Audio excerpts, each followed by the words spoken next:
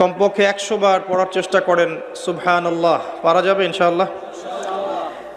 100 বার চেষ্টা করেন সুবহানাল্লাহি ওয়া বিহামদিহি, সুবহানাল্লাহি ওয়া বিহামদিহি। মিজানের পাল্লায় দুটো কালিমা প্রচণ্ড ভারী হবে, সুবহানাল্লাহি ওয়া বিহামদিহি, সুবহানাল্লাহিল আযীম। চেষ্টা করেন প্রত্যেক দিন কমপক্ষে 100 বার এতটুকু বলা, আস্তাগফিরুল্লাহ ওয়া আতুবু ইলাইহি, আস্তাগফিরুল্লাহ ওয়া আতুবু ইলাইহি।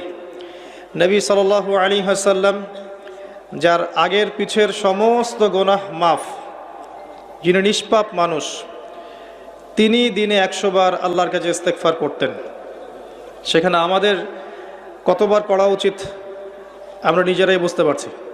কমপক্ষে 100 বার বলতে চেষ্টা করি আস্তাগফিরুল্লাহ ওয়া আতুবু ইলাইহি।